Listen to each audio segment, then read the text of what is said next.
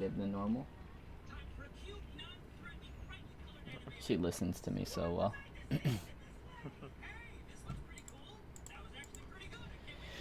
Ah, man. Yeah, I just want to finish doing this quest, and then we can... Oh, I gotta share my screen.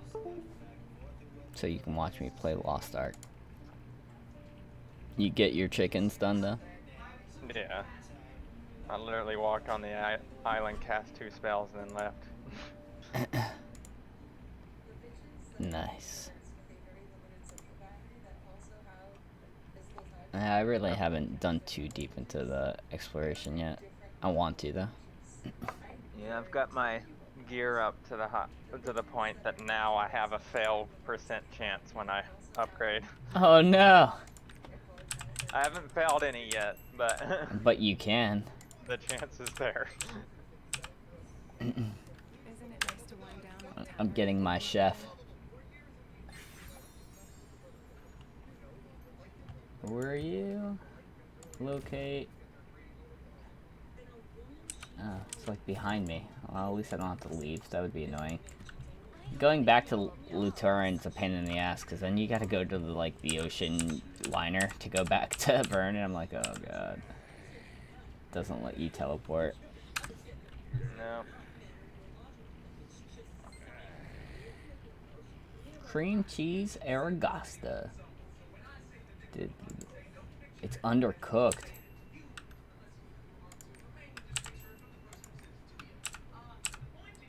It's fine.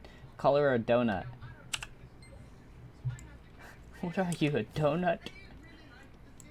An idiot sandwich.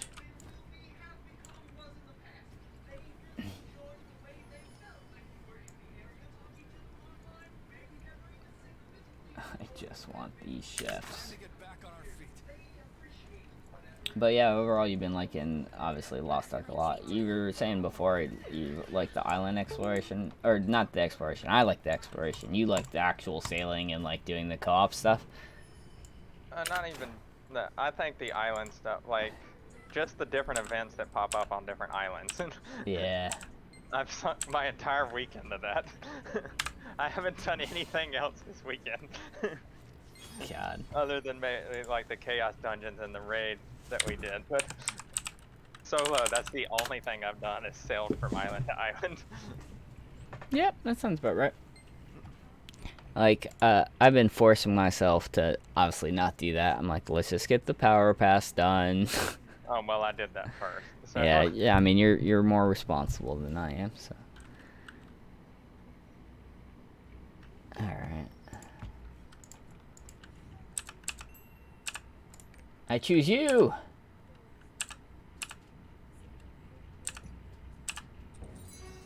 All right, I got a chef and some meat. Now I have to go back to my stronghold. I can see what's actually coming out this week. Elden Ring. Is that tomorrow? I don't know when it is, but I'm pretty sure it's this week. God. I'm probably not gonna pick it up. I'll eventually pick it up, but I'm not picking up new release. No. I heard there's a rumor that that game I was interested in, Sifu, might be coming to PlayStation Plus. Yeah, I saw that too. Because of graphical error. Yeah. There are matters that need your I'm approval. interested to see. You can go check them in the office. Alright, let's throw something else on there. It takes like 4 hours. 4 hours, 4 hours. I also read an article today. There's a line of comic books or DC comics that are coming out, and you know how they do like special covers for the lines and sometimes. Mm-hmm. The one they're doing now is the covers are D&D character sheets for each of the people. Oh, so wow. They did like Batman and Superman and all that. It's not like legit D&D. They kind of make up some of the stats and stuff. Yeah. And so they did Superman, Wonder Woman, and Batman for the first 3. And then the 4th Big one, 3. they did Harley Quinn. That's quite the jump. Yeah, and the article was about surprised at what her intelligence stat was, and it was like a 17 or something like that, which was higher than Superman's. And I was like, if you know Wow. Harley Quinn's background, she's got a doctorate. It's not True. like her. Yeah, she's not dumb. She's just insane. It's funny. The 3 stats they made up for her are singing, lute playing, and what was it? It was something about being annoying. Something to that degree. What did they call it exactly? Let me look here.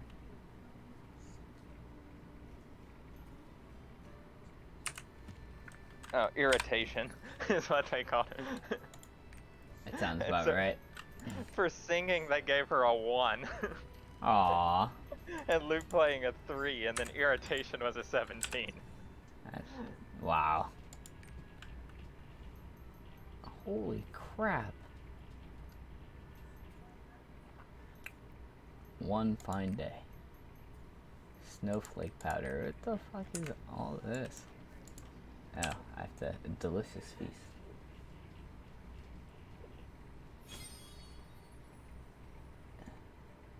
Now, do I just keep eating it until I'm full? Oh, damn. I have to wait 30 minutes. Alright, well, and then we will stop here. And we will do the thing that we're actually supposed to be doing.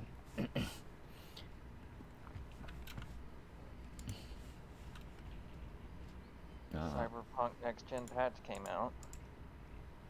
No, it's only been forever. There's some people that are still waiting for Cyberpunk to release.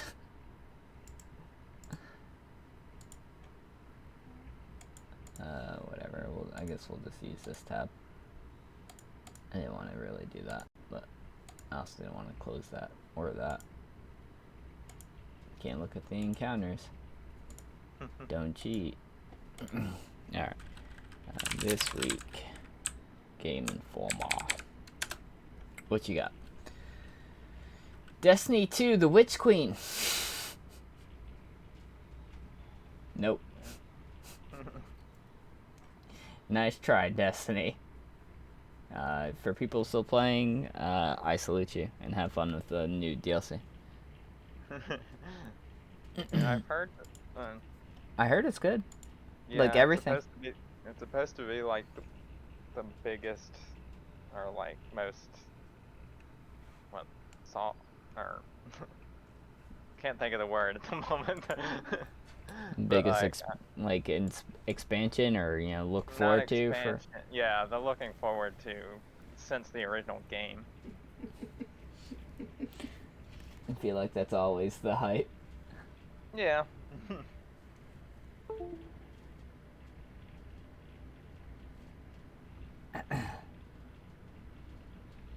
Oh man. Oh, this game Monarch is also coming out, and it looks interesting. Like, I like the art. It's very edgy. It's a role-playing game coming out for Switch and PlayStation, which is kind of a NPC. It said playable demo available now. All right, let's do it. Cool. Soul Cresta. And like, I don't know what anything is. I'm just like, okay, it's an action game. Shoot 'em up. Shoot 'em up. Yeah. Cool. Not my jam. What else we got? Edge of Eternity. We were just talking about the Edge Series. Yeah. Yep. But that's cool. Martha is dead. Oh my god. Who killed Martha? Superman.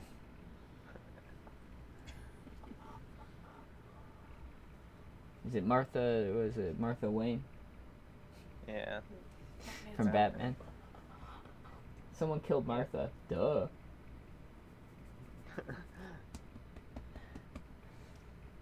It'd be funny if that was just like some whole story, and you dive into it, and it's like this horror thing, and then at the very end of it, it's like I'm it really Batman. is a Batman origin story. It's just like, It's all horrifying up to this point, and the end is just, it turns out, yeah, he's Batman now. You're like, what? you just see this kid sitting in a dark room at the end of it, and a bat flies in and lands on his shoulder, and that's just where it ends, and you're just like, what? I love it. Never Alone's coming to Switch. That's cool. That was the one with the cute little wolf, or Dougie. Adelaire Sophie 2, The Alchemist of the Mysterious Dream. Man, that has an intense title. Yeah, that's another series I've never played. The second one is available. Well, it's more than the second. I'm sure. And that's similar to Tales and everything. Gotcha. It's the Adler series. Atelier. Alright, let's see how we pronounce it. Google, pronounce this word for me. Arceus. Atelier. Atelier. Ah, Atelier. It's French. Elden Ring, the big one. 25th release date, so it's a global release date. It's that Friday. Yeah, I think we're starting to see that a lot more. Yep. Used to have games come out on Thursdays or Tuesdays. But now we're seeing a lot more Fridays. Yeah, Fridays normally means that it's a global release, like it's releasing in all continents at that day. Or at least that's how I've taken it. And Tuesday means this is the NA release. Possible. I know. Because Pokemon always does theirs. Yeah, a big reason that a lot of them release on Tuesdays is because that's when PlayStation or Sony updates the PS Store. That makes sense. So, yeah, it's all like patches and stuff don't get pushed through until Tuesdays. So if you have a day one patch, it would have to be available the Tuesday before the game even releases. So it's not really a day one patch, it's a day -3 patch.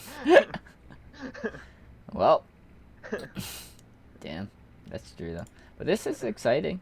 I mean, I'm not gonna to say that I'm not excited for this game, to watch people play this game and eventually play it myself. But verify my age. Old as crap. Where's that option? Old as dirt. I just chose a random date.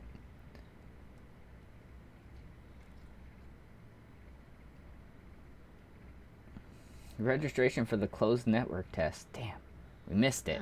November 14th. Yeah, so I haven't looked too much into this. I know they're. I mean, I know it has a class system, just like every Dark Souls game.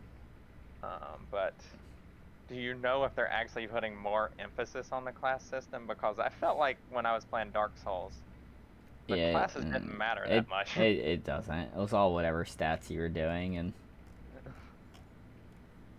because I know the Final Fantasy one that's coming out, the Final Fantasy Origins or whatever. Yeah, that Shadow or Stranger or whatever. Yeah, Stranger in Paradise, I think, is what it's called. That one puts a huge emphasis on classes. Because I saw a video the other day of the ninja class for it is able to actually absorb like poison attacks and then redirect them. Oh, that's pretty sick. Genre-defining gameplay. Action RPG. Charge into battle, pick off enemies one by one in stealth, or even call upon... Whoa, stealth. Yeah, that's interesting. If this is a game that you could play completely in stealth, that... Well, up to the bosses, I'd imagine. Oh, yeah. But still. One hit crit boss. A big boss, 80,000 life. You just jump up behind his back, stab him, and then you're like, oh, dead. God, I'd love that.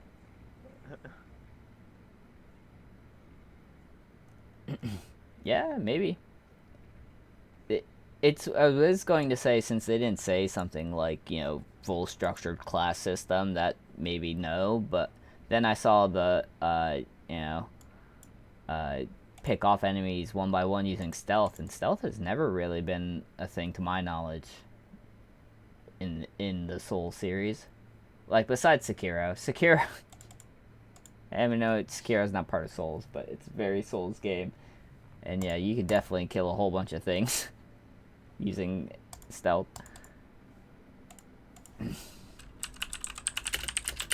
Just gotta make sure I'm not lying to people. Stealth in a Souls-like game. Neo apparently too. Okay, so maybe it's not that unique, but I haven't done Neo, so. Yeah, you could stealth a Neo, cause Neo put a lot of emphasis on the bow. Yeah. So you could pick people off with it. That's pretty cool. That's mainly how I progressed when I played through it. Stealth bow. It's like we're playing Skyrim all over again. Yeah, I mean, if they give me that option, I'm gonna pick it 9 times out of 10. Yeah. So, yeah, it looks like it exists in some form. So I guess we'll find out, right? But probably not, would be my guess. It'd probably also be stat-based, right? Yeah. More so than class-based. I mean, if you really wanted to, you could probably find out now. I think there's some streamers that already have a copy. Really? Just because I'm curious. Yeah, I'm pretty sure Asmongold was playing it yesterday. Anybody besides that? Yeah, because since I've been watching so much Lost Ark. Lost Ark.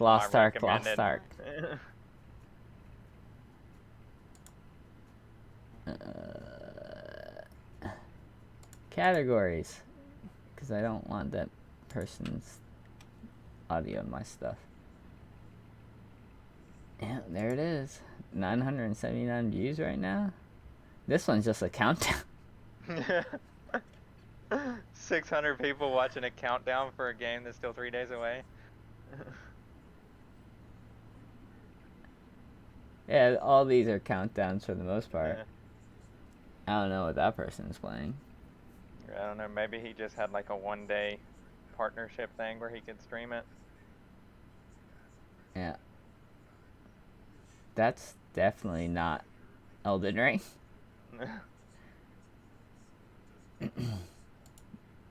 Alright, let's watch the countdown. This is now our Tragikast. We just sit in a group with 648 people and wait three days. There's a giveaway in 25 hours. Why would I... Okay, that's nice. Why would I wait here?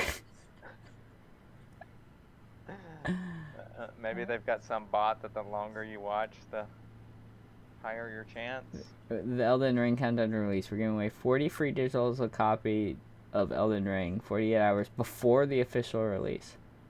40 followers will be chosen at random on stream.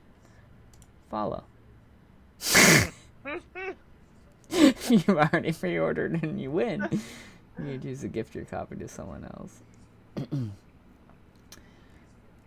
Alright, so this is apparently now Tragicast content. If you go to twitch.tv/Elden Ring Countdown and press follow. If you win a copy, though, it's you owe it to me, so you can gift it to me and DM me and we can discuss the details. I'm pretty lucky at winning these things. You want me to go? Yeah, definitely. Yeah. God. That's amazing. All by chance. I love doing this podcast. Do you know of any video game news? I'm gonna go search to see if I can. Just some of the basic stuff like they finally released the next gen console update for Cyberpunk. Oh yeah, Cyberpunk release. Or for the new gen. In Final Fantasy XIV news, they released the date that they're going to reopen free trials. Yeah, I guess if we fall off of Lost Ark, that'll be nice to get. When is that supposed to? I want to say it's near the end of February. I can't remember exactly. I'll look it up. There's really nothing else that's very good here, at least on my feed. Free trial resume. February 22nd. So tomorrow. Yeah. So like I said, if Lost Ark falls off, we can try to con people back into playing Final Fantasy. Yeah. I have a feeling though, if we have a hard time getting them to do Lost Ark, which is free, then how am I gonna get them to play? Because Final Fantasy is a lot more commitment than Lost Ark is. True. Yeah. Yeah, you're probably right. Darn. But yeah. So, other than that, in Storybook Brawl news, this meta sucks. Yeah, I haven't played hate that this. much this week.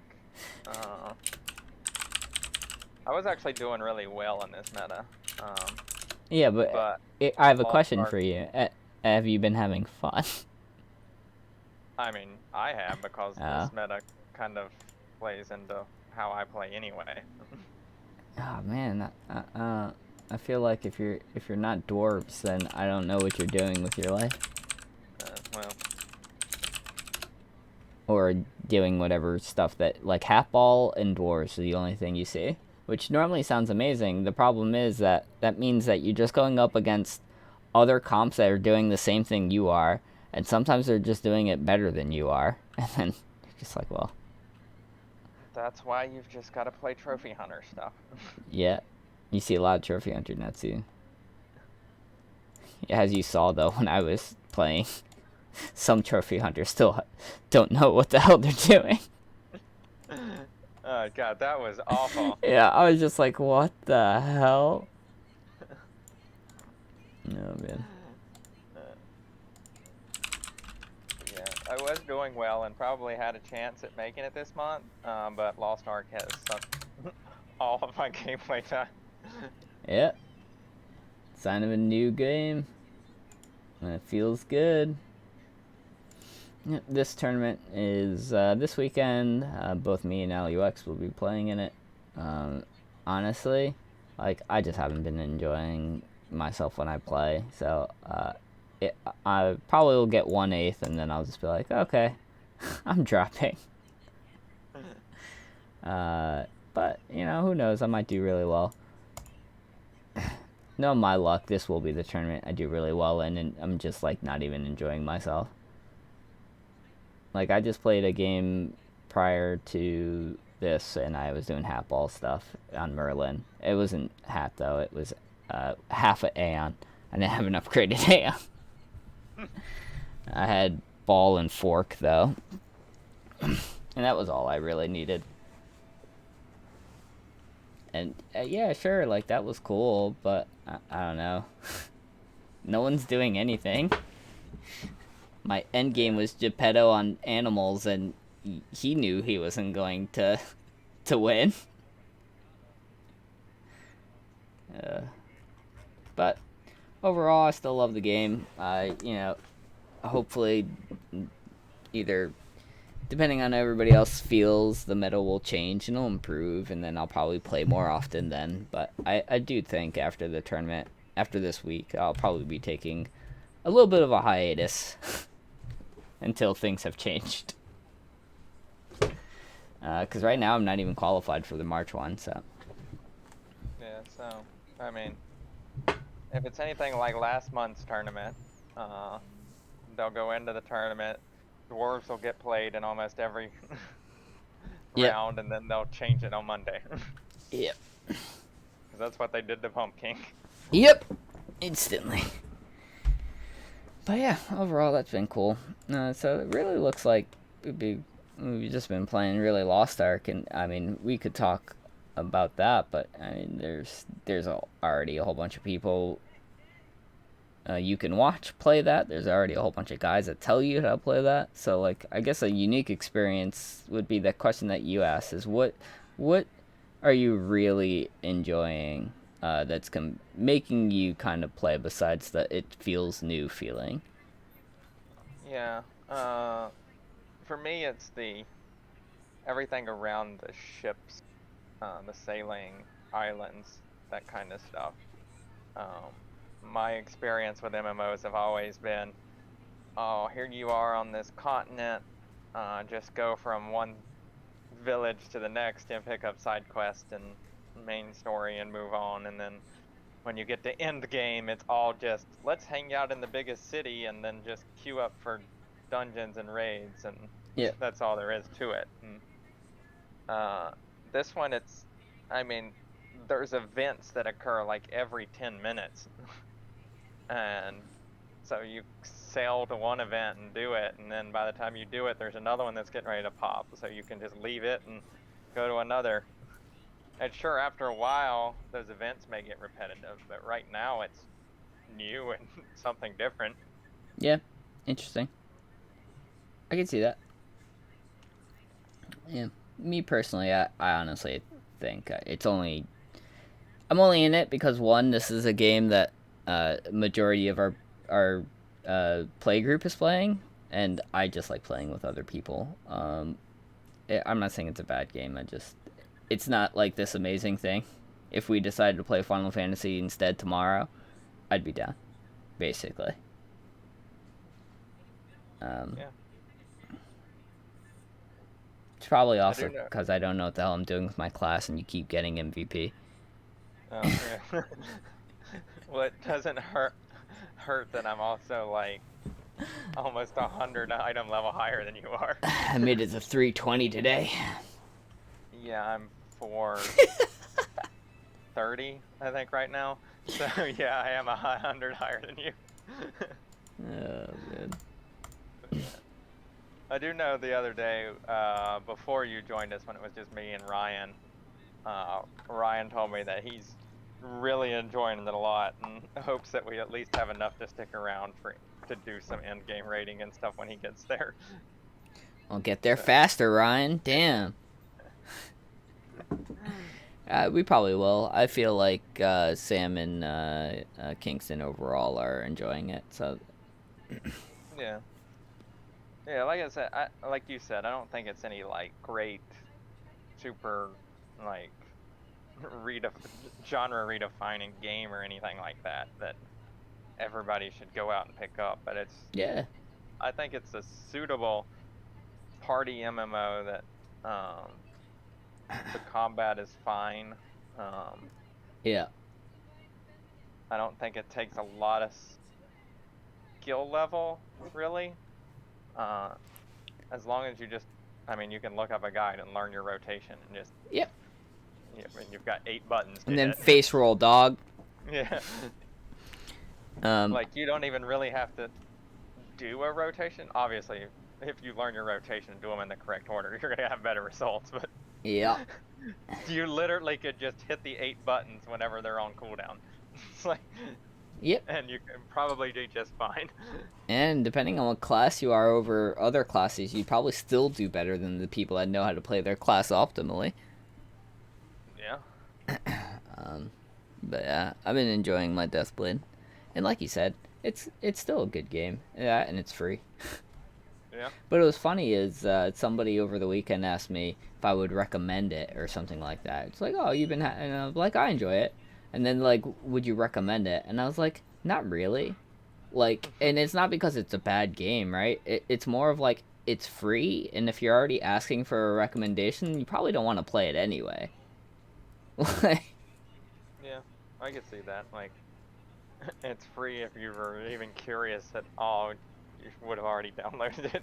Yeah, exactly. Like, so. Yeah, the only thing I could think of for somebody, or for that may not apply, is somebody who just has no clue about the game at all, and like, doesn't know anything about it, and then you start talking about it, and they're like, oh, what is that game? Is it good? Yeah. Yes. Yeah. This was just a flat out, oh, you've been playing a lot of Lost Ark, because I didn't even talk about it, and then, oh, is it good? or have you been enjoying it? Was what it is, and like I've been enjoying it, and then they followed up with, because I don't really like to talk about video games that unless everyone in the group that I'm with plays. So a lot of times I'll just cut that off, and it's like, oh, would you recommend it? And I'm like, probably not. I was like, I think it's got some things, but overall it's it's an MMO. If you like those and the combat system, you'll enjoy the game, and if you don't, then it was free and go ahead, give it a shot. Like, I don't know what else to say to that. I will say though that specifically this game and New World have introduced a lot of new people to MMOs that have never played before. And True. if you follow on Twitch or even look at Twitter, and look at comments and stuff like that, you can tell these people have never played MMOs before, because the complaints and stuff for maintenance it's just ridiculous. It's like and people talking about, it's like, I paid for this game, why can't I play it? And it's like, down for 3 hours. This is an MMO. This is a different type of game than anything else you've ever played. Yeah, that, and this is all server related, dog. So yes, you need to perform maintenance on these on these things, man. Sorry. Yeah, you're right though. Yeah, so I do think that actually is I don't want to call it that, but it is a problem. That we are it's a good thing that you're introducing a new genre of game to a new group of people, but it's problematic when you have those type of people that come in and ruin it for the sake of people who the people who do play these games, because these are the genre they like to play. Yes. No, I agree. It's one of those things too. It's just a lack of understanding, and then just kind of throwing in toxicity for toxicity's sake. Yeah. Because, I mean, you're gonna hook a few people, I think, with these games. Because like the first time I mean, everybody plays an MMO for the first time that gets hooked on it. But yep. So like the first time I played it, I had never really considered playing one, and somebody's like, "Hey, here, play this," and I got super hooked on it. Yeah. The majority of people you do that with are not gonna get hooked. They're gonna play 1 or 2 weeks. Like the big player base that came into this game last week when it launched are probably already gone. Yeah. I can see that. So yeah. Just hopefully these companies that come out with these types of games don't try to pander to the groups that aren't going to stick with it. Yes. I believe the term us elite gamers uses don't pander to the casuals. That phrase is like 20 years old. Is it 20 years old? Oh, I'm hip with the kids. Hey, kids. But either way, and no, not to be, yes. And I find like Storybook Brawl does that a lot, not to bring that back, where it's like somebody will complain, like a less experienced player, right? And it's okay to have concerns of being like, hey, for me, this didn't feel fun, right?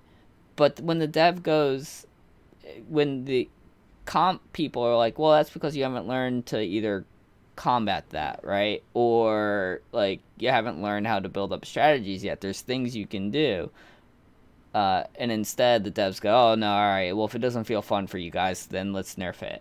And Good Boy is kind of like the classic example. I never really felt Good Boy was really too broken. And yet it keeps getting nerfed to the ground. Yeah. It was probably broken in those mid-tier lobbies, right? Because it's kind of easy to set up. It's like, all right, I get a court wizard, some royals, throw in a Good Boy, buff it, and then, haha, I kill you. Yeah, I'm still not over Roundtable being moved to 7. I agree. And that's another one that, honestly, I didn't think was really that broken, right? Like... because it wasn't just one treasure that made it. No, you needed a treasure plus like 3 cards. Yes, you needed a treasure plus at least an Ashwood Elm, and some And an Echo, most likely. yes. And once you assembled Exodia, then you could win the lobby. But, but we've seen in some of our custom lobbies where I hit round tables super early, like on 5, and still never got the pieces I needed to win that lobby with it. Yeah, and the difference being when it's on 6 is that when it was on 6, if you were trees, you were looking for this, but you were already committed to trees. Now you have to find round table and then commit to trees. Yeah. Because the problem is trees are not a viable strat unless you have round table. Yep. I had a really good, and I didn't force it. Like I had 2 not baby roots, happy little trees, or really early heartwood alder, and I was like, and a darkwood creeper, and I was like, oh sweet, I'll just do this and I'll play trees, right? Like, it's not the best comp, but it's what my shop's offering me. Dude, I still got rolled, absolutely rolled before I could even reach 6, and I was like, should be strong, like for at least for trees at the mid game, right? Like, yeah. I'm scaling, I have creepers. But yeah, there is no such thing as mid-game trees. Nope, there is not. There is end-to-end game trees. You don't even have end-game trees. You've got end-to-end game trees. Yes, where you got round table and Ashwood Elm. And that is it. It didn't help too that like Shoulder Fairies now doesn't interact with Echo. Like, I understand that was its own different problem, but now you don't even find yourself in accidental trees. Yeah. So you just don't play trees. Yeah, and then we talked about, I think previously, about the fact that there is no true end game anymore. No. And the fact that there's only like 2 or 3 people alive when you get to 6. Mm-hmm. And so there's no room for a transition pivot at 6. Nope. Yeah. So even if you do get to 6 and you do hit round table, you don't have time to switch to trees. Nope.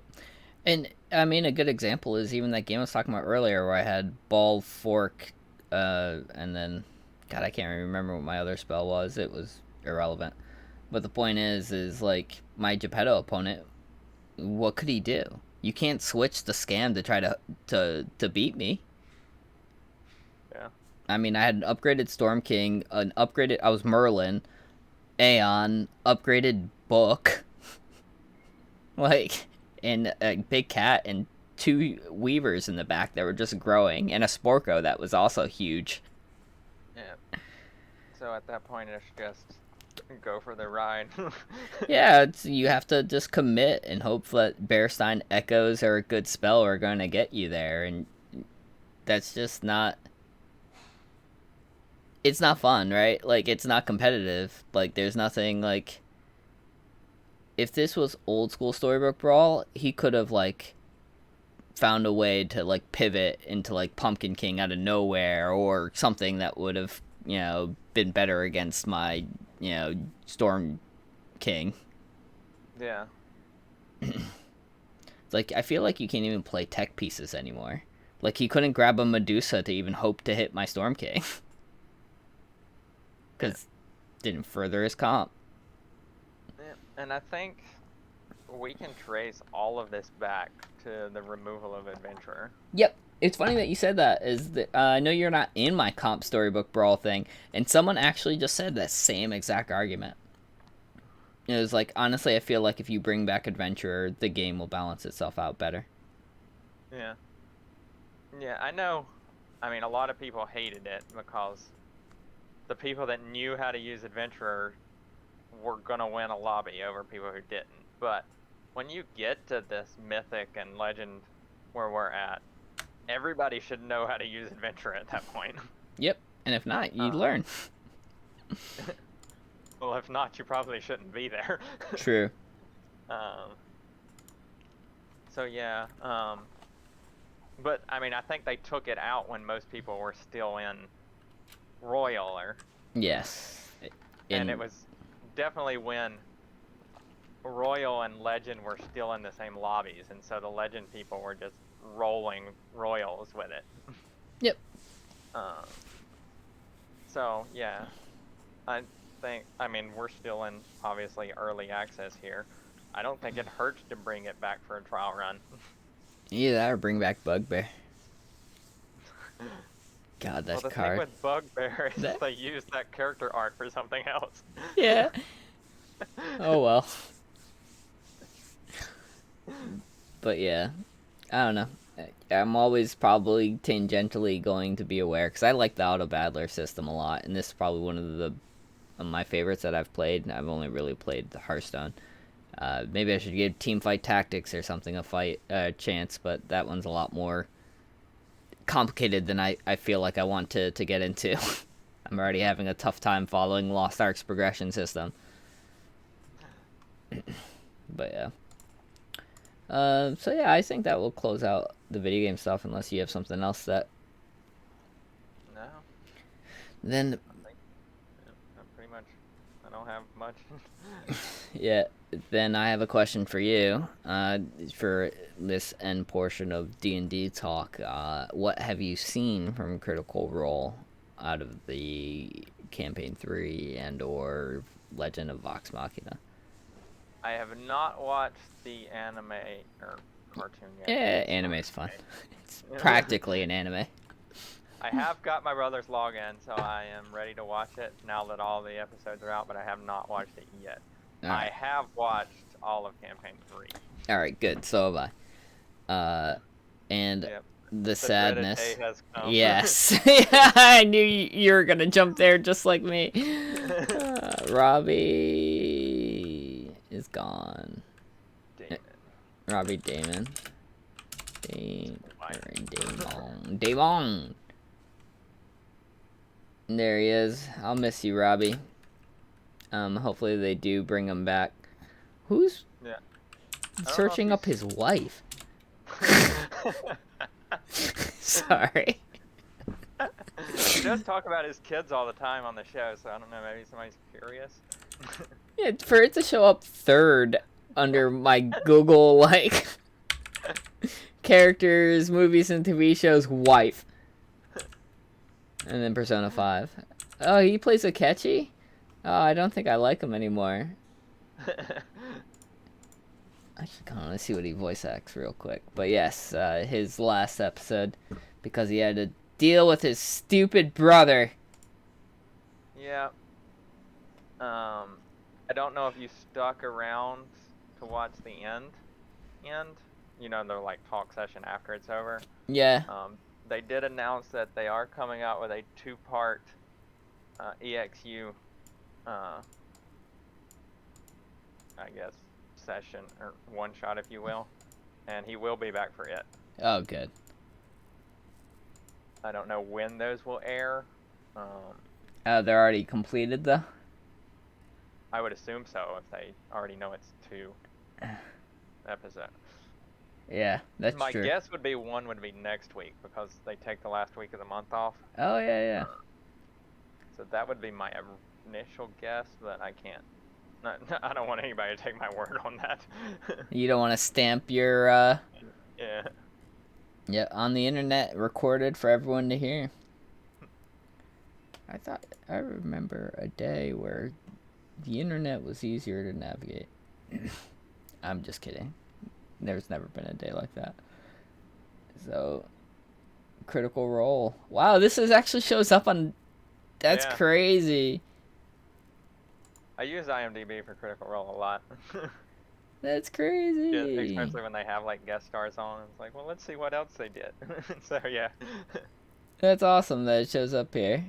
I mean, TV series is loose, but in reality TV, I guess, is still TV. Yeah.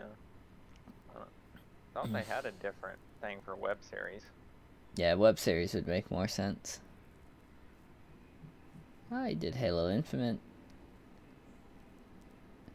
Demon Slayer.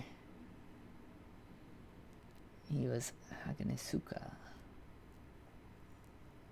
That's the game that I just played. Scooby-Doo and Guess Who? What? Sorry.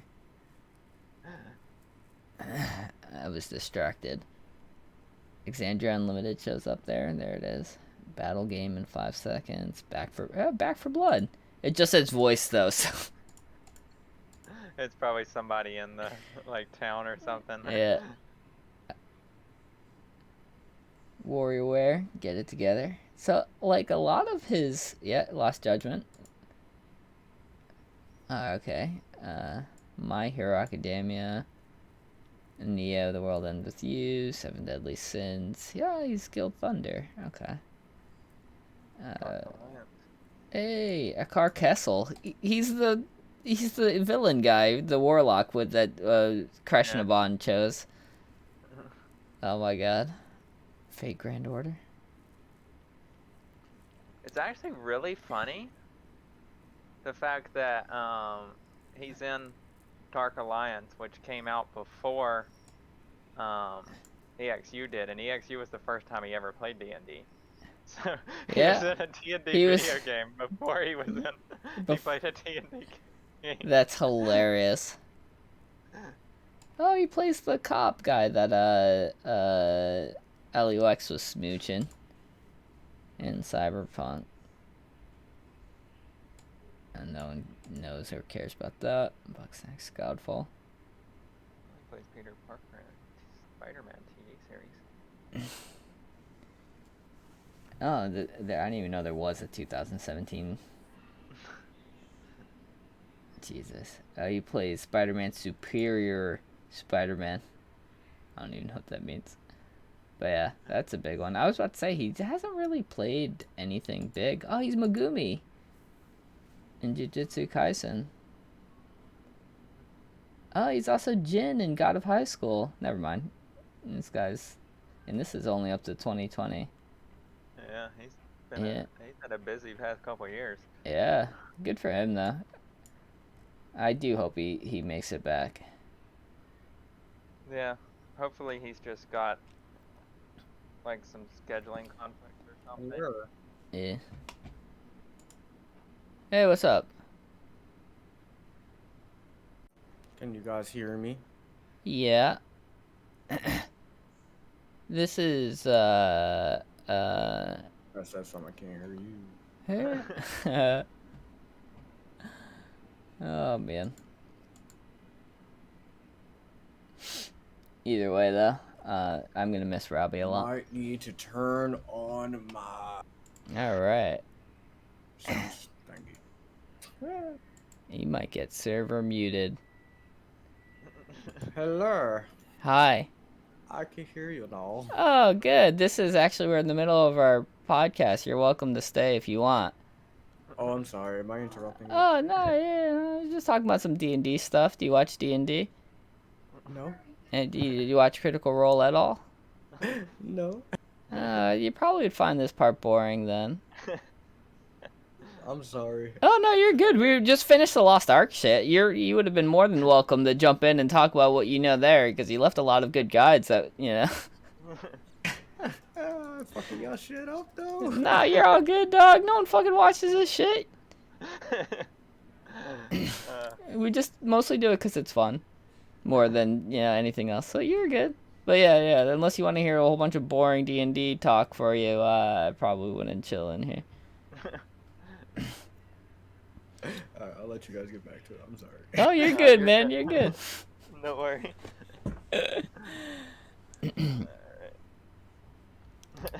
Yeah, so, all that to say, Robbie's awesome. I'm going to miss him a lot. Yeah. Hopefully, like I was just feeling things where maybe he's going to work on something else and he'll get more free time later. Yeah, he's got to do Robo-Dog. That's in post-production, so I don't know if he's actually doing it. No, he's already done that then. Damn it. Sometimes they can't be listed here, so... Yeah, so we... Did you know I'm on IMDb? I did not. I've done some acting and a lot of indie and B stuff that no one has ever and probably will ever see. So yeah, I actually have a filmography. I didn't even make this myself. Oh, I can see my rank. I've been down 3.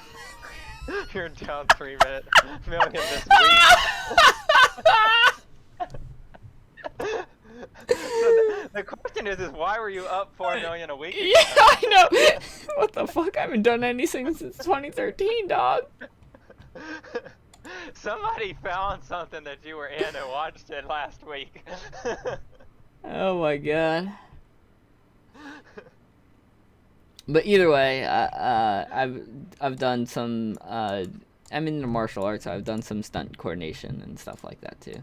I'm actually more. This is probably what I'm most proud of. That is really pretty well done. It was in a horror film, and like one of the other people were like, "Oh, I want them to like bust out. They're running away and they're scared. They should bust out like this karate move." And I'm like, "No, dog. Like, who randomly, unless it's in the story's background, is just gonna be like, I know kung fu and do a spinning whip kick. Like, let's like the coordination for the fight scene was a lot more."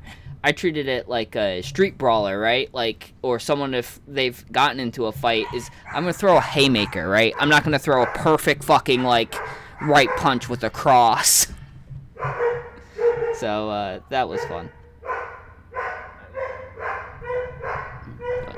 Yeah, now my dogs are here. This is we are well produced.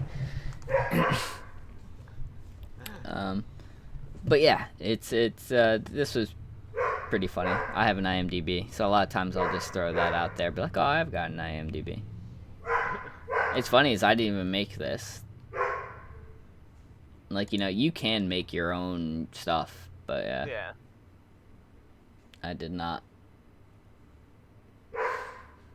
I've got contact info? Who's the hell?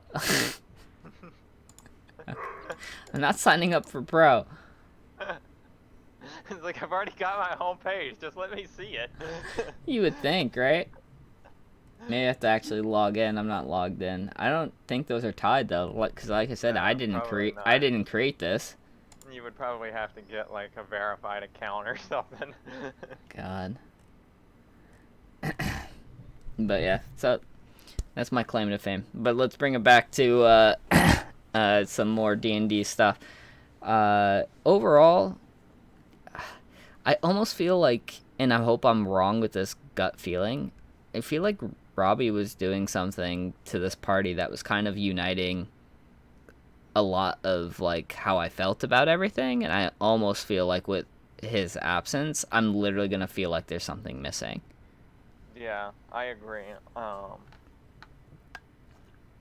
It was a bold move to bring in a long-term guest star at the start of a campaign. Yes. So I don't know why they decided to do that. Maybe they're just gonna run guest stars through like the entire campaign. So maybe this week we come in and there's a new guest star. Oh, that's a fair, yeah, and that would be different. Yeah. So I don't know. I do think that it is definitely gonna leave a hole, and if they don't fill it some way. Yeah. It's just gonna feel awkward and weird. Yeah. That's a Because he did almost feel like, like every party at the beginning has that glue that holds it together. Yes. And he felt like the person that was doing that, and for him to be the one that leaves. Yes.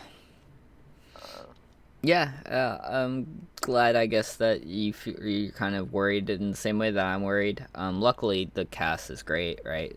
I'm just... I mean, these people are professionals. If there's anybody that can make any scenario work, it's going to be them. True. It's just, still, I hope it's not permanent. I hope he becomes a permanent member based off, later interactions, maybe feedback, stuff like that. I'm sure that stuff matters. Obviously do it respectfully. Don't, Yeah, there's a lot of like speculation that Critical Role wants to move to a kind of a network. Well, kind of, but to start with like a 2-session type thing where they run 2 games at the same time with 2 different tables. So, and that was what a lot of people thought EXU was a test run of that. Yeah. So, I mean, it's possible that EXU becomes a permanent mainstay. Yeah, just have them running concurrently. Yeah. Yeah, I think they could definitely do that. Yeah. That would be probably really well received, but might be a lot of work, but... Yeah, well, that's why I think they're saying 2 separate tables. You won't see any of the original cast being full-time on the second show, most likely. They may come in as guest appearances or something, but I think it would be completely new people. You don't think Matt would want to like DM one and then play the other? Because I know and I get like this too. Like, I enjoy DMing our campaign and it's fun, but man, the more we do it, the more I'm like, man, I want to play. Yeah. And Matt might be the one outlier, but because he did a really good job in EXU, kind of filling in the I'm a DM so I can help, but I'm not going to overshadow the current DM, which she says and everything she wants to go. She's got different style than I do. That's fine, right? Yeah. And you guys actually do that in my campaign as well. You more than Austin. Austin does have a lot of, I feel like, expectations of the rules that I do not. Yeah. Yeah. And he's a Pathfinder player, so his rules aren't even the same as ours. No. Yeah. And he seems very strict on lore as well. Yes. It's like what I pointed out yesterday. I was like, this is a homebrew. Yes. Like, the lore is not going to be the same. That and like, I didn't really. I'm not here to call his arguments, and we were ripping into Hunter's character for far too long. Oh yeah, and I do that every week. Yep. Yeah. Next time it happens, I'm gonna be like, yeah, I am going to sidebar and to be like, this is not acceptable. Let's just drop it, right? Like, it's not part of the role play. It does not encourage it does not go with the game anymore. If you have a problem with him as a player, take it up with me or him, but not at my table. But regardless, yeah, like one of the things that was like, oh, angels are always whatever good, and I'm just like, man, like, have you been paying attention? Like, my tiefling is like I don't believe that at all. I always believe that there's going to be outliers for something. Angels a little bit more. This is another thing that I don't know if the characters realize, and I haven't told Ez, is he's a celestial being. He's not an angel. Yeah. But I don't want to really say that in terms of like, because I didn't really want to add fuel. He can consider himself an angel, and that's fine, right? He probably was even told by the other god, angels of conquest or whatever. But there are other angels that are more to that degree of what Arno is talking about, of lawful, celestial beings to serve their masters, their only purpose, right? Yeah. But yeah. And, I mean, you can't even look at angels being all good in any context, because if we're talking about angels, we're talking about angels from any context are going to be based off of biblical angels, and literally one of the archangels fell. Yep. True. One of the top 4 angels turned evil, so you're telling me a basic angel can't? Yes, there's always rules to the exception, and I'm a huge follower, reader of Drist, as you know, and he was kind of that foray of, like, his people are evil. The Drow themselves are recognized as these evil beings, but he knew that there was something wrong with that. Right? Like, he knew in his heart that this isn't right. This, what we're doing is wrong. And he is good. He's a good-natured drow. It's okay that the rest of the world still sees him as a drow and thinks he's evil. That's fine with me, because he's not, right? And almost what I'm trying to encapsulate with the tieflings. Yeah. Is that, you know, people look at Kay with distrust and now she has a pact with a demon.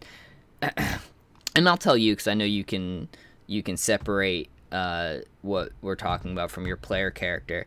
The demon, sure, is a major demon that is her father, but the reason why he's dead is because he tried to save his Kay's mother's life. Like, he's not, like, hell-bent on conquest anymore. He lived, you know, he was trying to turn things around, and that went against what the rest of the Abyss wanted. So they his brother plotted to overthrow him, and that's how he got trapped in the book that Kay found. But he's not evil. Like, but here's the thing. Cho, who you're speaking with, her alignment is lawful evil. Because she's willing to do anything to eradicate the demons. Like, that was an example of, like, burning down the orphanage to, like, you know, to secure the fact that that's, you know, the demon is dead. Yeah, Cho would do that. It would be not even, you know, she's not fighting these demons because she wants to keep the world safe. She's fighting these demons for a vendetta against all of their kind. She hates them. And she doesn't, and if that means killing innocent people to do it, oh well. So not to spoil anything for you, but yeah. She's dead serious when she said, yeah, I'll give you 48 or 24 hours. Or 48, whatever she said. You know, and Emiko is planning on just delivering that message and being like, hey, you got 48 hours to make up your mind, and I can't really help you. Yeah. It's like, if she comes after you, you're pretty much dead, because we can't stop her. Yep. That's gonna be awkward, but, you know, still. Yeah. But I mean, I feel like my character would know enough that enough about those types of people from her continent to know that when they get their mind set on doing that, they're gonna do it. Yes. Yep. So our only options are either to take her up on whatever deal she made to break the contract, or Yep. kill her. Those are really our only two options. Yeah. And the second option doesn't seem too likely, being that we're level 5. Or Yeah. 4. We're Yeah. not even 5 yet. Yeah. She is a monk, just to let you know, and she is designed for player combat. Yeah. So. And yeah, she's like level 10. So she's not 20 or anything insane, but... More than enough to handle a couple of 4s. Yes. Especially since you're very... I think you're the one who's like, could you just, you know, just not go in and kill her in her sleep or something like that? That's exactly what she was going to do. So it was funny that you chose those words. She was going to sneak in there. And just while Kay was sleeping, kill her. Or him. Yeah, like I said, I think my character's very familiar with her clan. Yeah, I know, which is why when you were like, yeah, please don't do those things, I was like, man, that is so spot on. That's exactly what she was thinking. Oh, man. But yes, going back to the Critical Role, it was a good episode. I'm just going to miss Robbie, and I hope I will continue to like it as much as I have up until now. Yeah. And if they want a second table, both me and you will volunteer to play. Yeah, I gotta work on my voice acting. Yeah, but if you're a player, at least you only really have to work on your character's voice. Yeah. Right? Like, kind of like the Chetney thing. Yeah, that's true. On the last episode where he went a little southern. Yeah. That shit cracks me up. If you have not watched the Darrington Brigade one shot, you need to watch it. Okay, I'll put that on my list. I haven't watched it yet. So, like I've told you before that I think Campaign 3 are some of my favorite characters they've ever done. Yeah. That one shot tops it. Yeah. Is that the one with Al Bearman? Yes. Because I remember we talked about that, and Al Bearman was referenced in the last episode, and I laughed so hard because, of course, fucking. Because he was like, Al Bearman's canon now. But to be fair, the Darrington Brigade's canon anyway. So Yeah.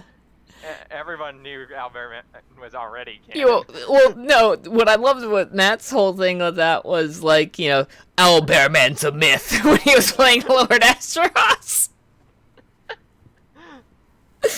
Oh, man. And can I also say, for anybody who's seen the last episode too, Lord Asteros is a fucking beast. Yeah. Just whacks people on the head with a stick. With his fucking cane. He's just like an investigator, just like, poof, ow! And then walks out like nothing happened. And then he's got this horrible I can't believe you guys just did that expression. Yeah. And then he's like, I'm proud of you. It's like, what? No one knows, man. You can't read him. Oh, man. I think he was more angry at, my guess is Esros was more angry at his brother for putting, or I forgot his name. It starts with a fucking K. Cade? No, it's not Cade. I can't remember. Do you remember? Are you talking about the brother? Yeah.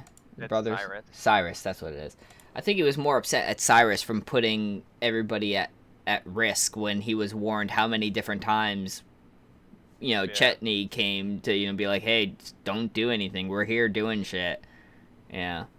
And then to actually steal from these people while this was going on. It's just that ludicrous of being like, you jeopardize all these people that I care about because you're stupid. And I think that's what he was really upset about. Yeah, More so than the actions of... I don't know if you picked up on this, but... And I could have heard this wrong, but the reason he got arrested was not because he was stealing there. It was because of them breaking into the other tower and Dorian being recognized, and they thought he was Dorian. Oh. So he actually got arrested because of something Dorian did. Oh, shit. Yeah, I thought he actually stole something, but, because I thought someone at the end said, so you were accused of stealing something from a Monhan house, allegedly or wrongly, and you wanted to correct your debts by stealing from a Mahan house, and then he was like, well, yeah, he admitted or whatever. Yeah, I think he did. He was there to steal, but I don't think that's the reason he got arrested. You think the reason why he actually got arrested was because of what Dorian did. Yes. Well, really what Chetney did. Dorian was the only being the recognizable one, being that he's blue. I don't know. I feel like if I ever saw Chetney in the streets, I would never forget that. He was wearing a dress at the ball, though. Oh, man. I love these people. They're great. But, yeah. So, I will say, I'm looking forward to the next episode. We'll see what the vibes are like. While I have the Darrington one-shot to look into, obviously you're already gonna do the Legend of Vox Machina. Yep. Yeah, it's amazing. Darrington Press. Yeah. If I could say something about the thing I'm most excited about, or most interested in really, is not even watching the animate or them having animated it, is to get a visual representation of the ziggurat, because you hear it talked about all the time, and then Matt tries to explain it, but you never can really wrap your head around it. So like, Oh man. I want to see it. Yeah. I don't know if you're gonna be. Oh, you'll find out. You'll see. Yeah. We can talk about that on the next one. How you feel about that? Oh man. So I mean, it's Critical Role world. It's amazing. And then our session that we had on Sunday, I'm still reeling from the repercussions because I'm trying to look just for like this couldn't be the only time this has happened, right? So I'm just looking at different Google stuff. So at the end of our last campaign to get everyone caught up, there's an election going on. There's all this other bullshit that's vitally important, and I roll a random encounters table just to see, to liven things up, if you will. And I have to roll a 20, otherwise I don't check it. I rolled a 20. And then the thing that happened is it's a desert city, and you guys actually struck oil, which normally in a campaign, like, who really cares, right? Oil's a resource, and sure, maybe it'll be used for whatever. But we have Arno's existence, which he knows how to utilize this resource to its fullest, right? And everything online was pointing to, like, oh, oil doesn't really matter in a lot of because magic exists. And I feel like that's the stupidest argument ever. But, yeah. Because magic is, and they'd be like, oh, magic is whatever flowing through. In a certain world, that makes sense for your world, great.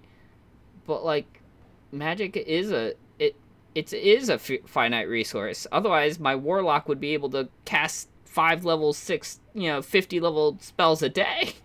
Yeah, and even stuff like teleportation circles.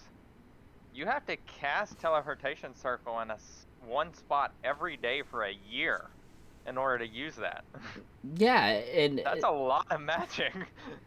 Yeah, so a lot of this was kind of downplaying the importance of natural resources over the fact that magic exists. And I was deeply unimpressed. And obviously it's my campaign and it's their campaign, so you can do whatever you want. But, like, it just because it's a fantasy world, and it's okay, you can use magic to have lanterns, lit up in the city. Like, I get it.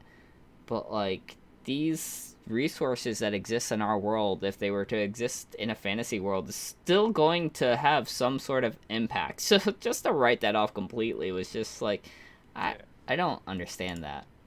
Yeah.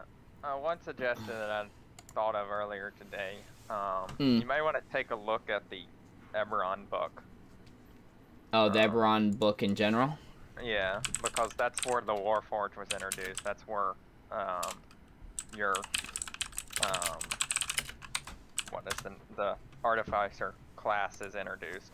So that's more of where the Magitech stuff is. Yeah. So that may give you an idea of where stuff leads. Yes, and obviously, it is not going to be like, now tomorrow.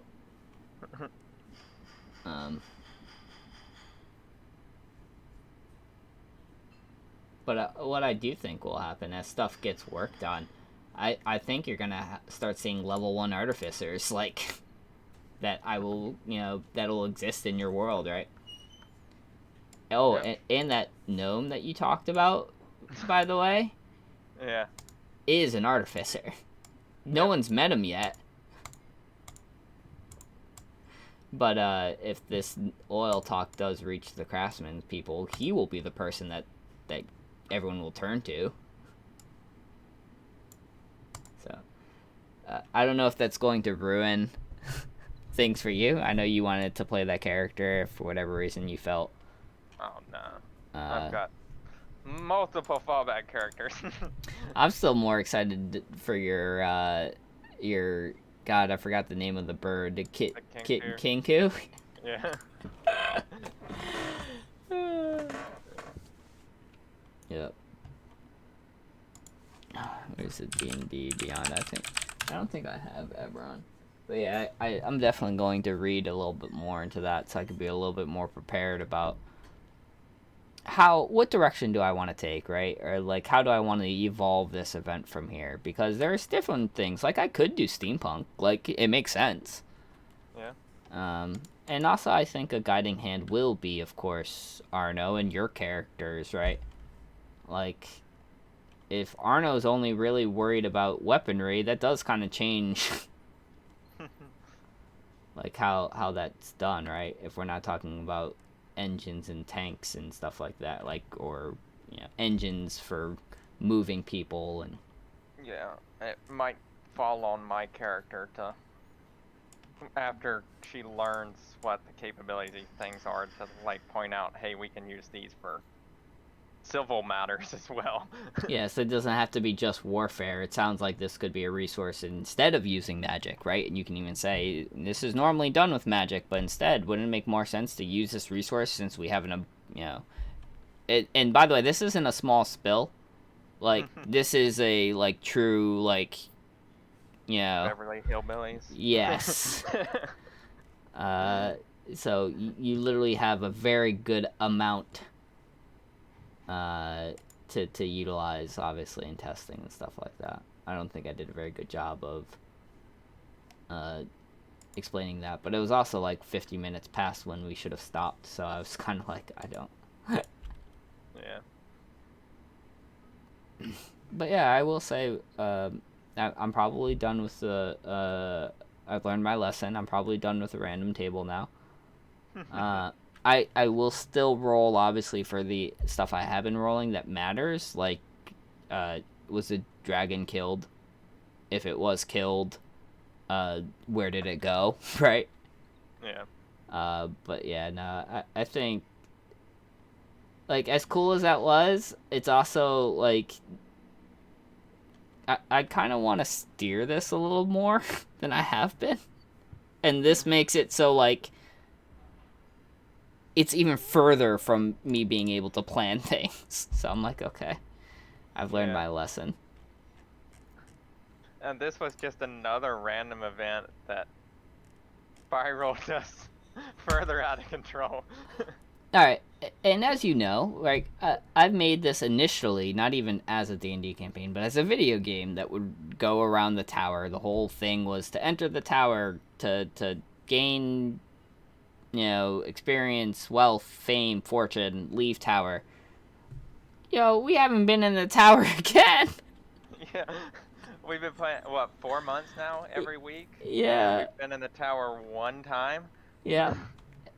Yep, and it's nothing wrong with that. The story has led, but we've also kind of bled out more of the story than this was supposed to be months in the making for you to find out, like, that the Black Cloaks are evil. They were, like, so you had the Blue Lions, or the Noble Lions, whatever I called them. It was supposed to be your noble, the noble equivalent of your initial rivals, right?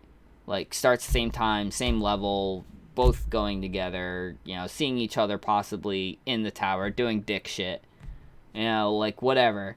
And then was eventually supposed to bleed into, oh, there's a larger thing here, that's Perivale's son. Oh, it turns out Perivale's working with the Black Cloaks. Oh, the Black Cloaks have their own agenda. Oh, the Black Cloaks have been inhabited by demons. They're, yeah. And then maybe the thing with the dragon timeline as well, of course, was supposed to ebb out. But we've just jumped straight to, like, Act 3, and I'm just like, I don't know what to do. Yeah. So. Well, I mean, obviously D&D is a game of, working on the fly, Yep.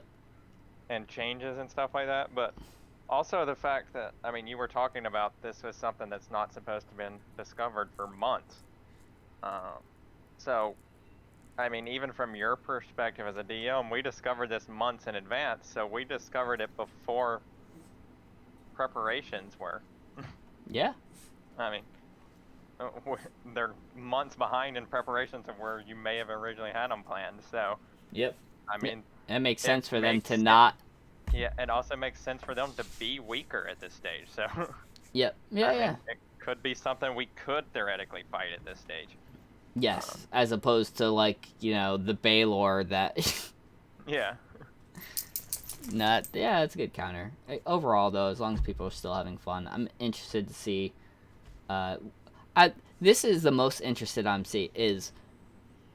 When do you go back... When does the group go back in the tower? That's what I'm most interested to see. Yeah. Like, how that's a many question sessions... That's a question I've had for a while, because I've tried my best as a player, knowing with a DM mindset that that's where the campaign's supposed to be driven. Yes. So I'm sitting here thinking, as a player, how can I make my character steer it towards that? Yeah, what would invest her into wanting to do Yeah. these things? Which is why I keep coming back to the dragon thing. Yeah, and it makes sense. I like that idea. I was like, great, that'll get them back in there. There are But everybody chromatics. just keeps ignoring it or dismissing it, and they're like, no, we need to do more planning and stuff out here. And I'm just like, if we keep going at this rate, there's no reason for us to ever go back to the tower. Yeah. And, I mean, there'll be consequences of that, right? Because eventually I will roll. And the dragon will have been killed and put on the material plane. Yeah, so, like, that's what I tried to do yesterday. I was like, I'm trying to pass preparation for a demon invasion off onto these other people. Yep. So that we can go take care of the stuff we need to take care of. We don't need to be taking on all this responsibility for 6 people who aren't even from this city. Yep. 100%. I mean, and I felt like that's also something that my character would think. It's like, we've given the people in charge of the city the information they need to protect the city. Now it's my job to go deal with the dragons, because This is, what my family does, and it's what I'm supposed to do. Yeah. Yeah. So it actually may even get to the point where she's just, like, done with it and decides to go off on her own. Yeah, it might even get to the point where it's like, all right, listen, we've been talking. The time for talking action is now over. It's like, I am going. Yeah, it just show up one morning with all my stuff on. It's like, I'm going to the tower today. It's like, you can either go with me or you can stay here. Yep. Yeah. I don't think there's anything wrong with that. That, and, like, here's another thing that, like, and I don't expect you guys to fight him or whatever, right? But the reason why Gas hasn't come out of the tower is literally because the only thing he is doing is going through all the different floors. Yeah. And he's killing the metallic dragons because they are, overall, all the metallics are obviously against him. Here's the other problems. Besides one faction, all the chromatics are for him. So when a chromatic sees him, one of the ancients, obviously, they literally, like, willingly just be like, all right, get this over with. All right, kill me real quick. Which means that he is uncontestedly, when he doesn't face a metallic dragon, right? Like, he's slaughtering chromatics at probably at a good rate. Like, every day he kills at least one. Yep. And some days it's been 3. Because if they're on the easier to access, like the Underdark or something like that, that's real easy. So, like, I don't know. I feel like eventually, if the repercussions is going to be, all right, I hope you were prepared for the dragon plus demon invasion because it's here now. Yeah. And I don't think that's going to end well for my world. Who knows, though? No, my luck, though, they will be on the fucking ice continent. And they can't get back. Just like, what the... I still love the idea of a demon guild trying to get back home. They just take over the tower. It's like, I can't stand this ice. It's fucking freezing here all the time. Going back home. See, you come up with the idea for this. to be a video game. And it's like, that's a TV show. That is. That's an anime. Oh my god. I love it though. That shit's so good. Yeah. Who knows? Either way, as long as everyone's still having fun. Yeah. I'm trying to think though, like, so I obviously have some reading and planning to do for this week in terms of, all right, directions, where am I going to go, how am I going to push. I'm more likely going to just try to stop out all the Ezranoth abuse is really what I'm going to focus on in the next section. Is like, I get it. Yeah. I feel like we lose almost like an hour we every did. week. Yes. And because it's not just once. It was like at least 3 times yesterday. Yes. Yes. 100%. Noir intrigue. But yeah, what about you? What are you looking? And then I have of course, my tournament. You just looking forward to getting to Tier 3 Lost Ark content? Tier 3 may be a little bit of an exaggeration. If I can hit Tier 2 by the end of the week, I think that would be an achievement. Yeah, hopefully I'll get there with you. I feel like I'll just the aspect of playing. I feel like I'm just going to be dragged along for the ride, and I'll eventually be good enough to do the things I need to do. But yeah, at least we'll be the guild whore. Like, or guild, goblin, not whore. On that too, but for different reasons. The gold goblin. I always excel at making money in these games, just because I find it so intriguing. But I will say this game's economy is not a fun one to try to abuse, because it's not really. You can't buy a lot of the things that would be normally worth flipping. Yeah. Because they're too cheap. You've overfloated the market with like 1 gold stuff, so there's no point in trying. You can't outbuy them, and it's only going to sell for maybe 2 gold at the most. Yeah. So I've done some light flips, like, hey, this 1 gold item is actually a 10 gold item, but like that's the most you can do.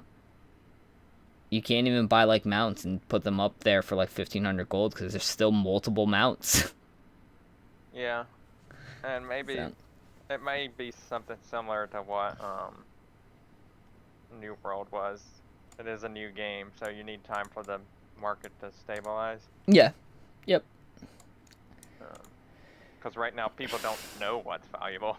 No, they just throw up everything, and that's what I look for when I look, is being like, okay, I just look for the people that threw something up for 1 gold, and then I can see what the recent value is or the daily value of 10 gold. I'm like, oh, well, that's a disparity, and every flip I've had has sold almost instantly. Yeah. So, it's just nothing to write home about, right? Like, I made 10 gold today from a flip is not nearly as, in this game, exciting as some of the other flips I've done in even Final Fantasy, to be honest with you. Yeah. But I used to control the pet market in Final Fantasy. My god, you were the pet guru. You made some of my flips look like child's play, like even in World of Warcraft, where I was really good at it. Buy a pet for 90,000 and sell it for 900,000. Yeah. That's the flips I'm fucking talking about. The 100% fucking markup, like 1,000%, sorry. Yeah. But yeah, but like, I literally controlled the market fully on pets for a good, like, 2 months. The pet lord. It was almost like every pet that was sold went through me, because I either bought it or was the one selling it. And there is nothing else. Because I know the, specifically that, Castaway Chocobo. Yeah, the one that you fished for? Yeah, I specifically cornered the market on it. Because people would try to undercut me all the time. Yeah. And I would buy any of them that were less than $1 million. If you listed it less than $1 million, I was going to buy it and I was going to reset it at $1 million. I kept that price at $1 million for 2 months. This is how much this is worth. There is no arguments here. it. I mean, it worked for us. It did. I You made enough bank on your own to buy us a fucking guild house. a medium guild house. Yep. Not even just one of the smaller ones. So. Yeah. So yeah, you can have fun with that. I'm not as big on it as I used to be. Yeah. Like, I used to be really big on it when I played Perfect World. I would buy stuff on like Tuesday at like 2 a.m. and then hold it until Saturday and put it up for sale. Yeah. It's funny is some of the things I bought for 1 gold and I sold for like 10 are right now going for like 20, and I'm like, man, I wonder if I should just be buying this stuff for 1 gold and just be holding it just to see, like, yeah, where it'll be, right? And 1 gold is such a little investment. So Yeah. maybe I'll do that.